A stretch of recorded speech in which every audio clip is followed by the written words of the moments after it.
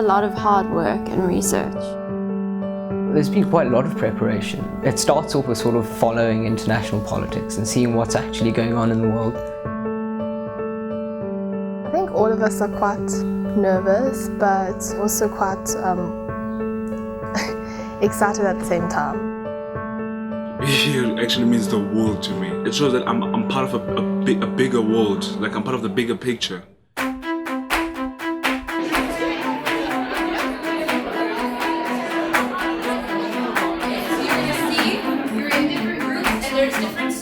That are listed at the top, okay? So I'm going to have the students introduce themselves really quickly. In 2011 at the United Nations Climate Change Conference, COP17, we actually brought together 18 young people to have their own youth climate negotiations. And now what we've done since is actually bring together all of our programs to be able to have negotiations on big topical issues.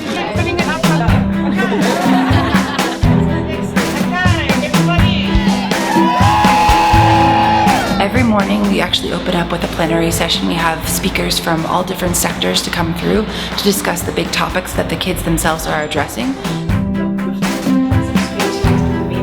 In order to learn to start the game, this question is to the second speaker. Yeah, I was very impressed with the delegates. What was notable was that they want to contribute. And that's exactly the questions that we got afterwards. How can I make a difference? How can I contribute? And what impact does it have on the underground? It's very important that this particular generation, the so-called born-frees, are engaged, are informed, are aware, and it can only happen when they're given tools. And to me, SAIIA provides invaluable tools in this regard. It's always encouraging to see young people who are engaging with really important, complex issues. And then we move in actually to the negotiations every day. We're about to go in for the first negotiation session. Is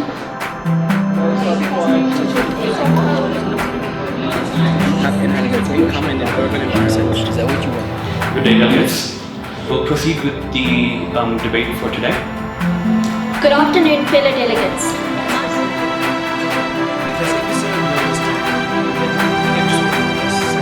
Each country and region should work in their own way to try and achieve that. We can't solve everything, that's humanly impossible. So we focus on the things that we can do and there's not going to... We see these young people as important influences in society. They go home, they're inspired, and they change the way families work and then eventually start changing the way society works. We are aware of. Just inclusive, transparent and explicit. You learn so much from people, from how they perceive our government, how they perceive global issues, and how they want to solve them. So basically today's day 3, the last day we get to actually put together the declaration.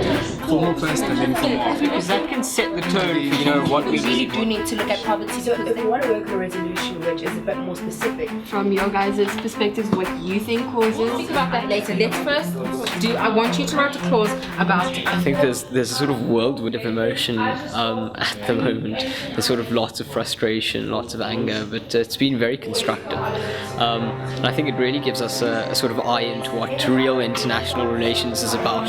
So alarm by alarm by alarm by alarm. The most difficult part was incorporating everybody's ideas and making sure everyone was heard while still having it flow correctly. 4 clauses I'd like to bring to the delegation's attention.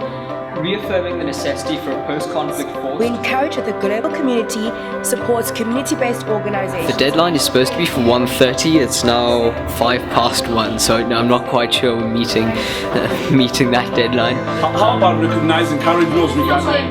So between 2 and 3, there we go. Honorable delegates, who accepts this declaration?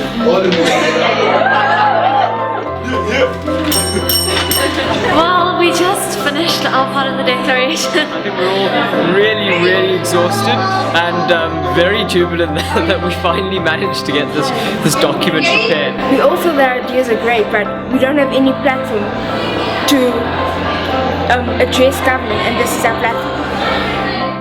We just finished the declaration. We're on our way to Pretoria. Now it's time to tell it to the world.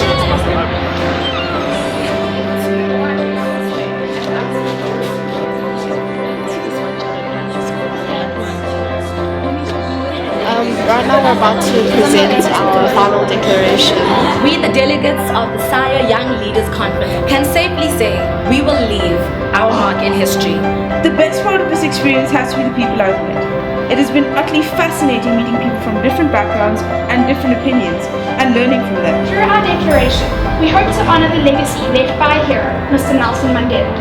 And I know that I speak for my whole committee when I say this has been an opportunity of a lifetime. Thank you so much for accepting our declaration, and we cannot wait to hear the feedback, and we can't wait to see the action which stems from this declaration. We are very impressed, and I assure you, all your recommendations, all your declarations will feature prominently in all the discussions around post-2015 development agenda in South Africa. Congratulations and thank you. Our voices are heard, and hopefully there will be action.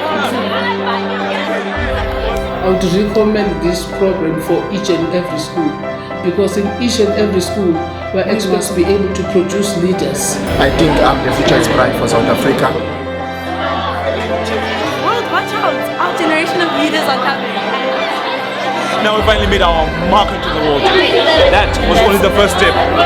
That was only the first step. Give me a high five.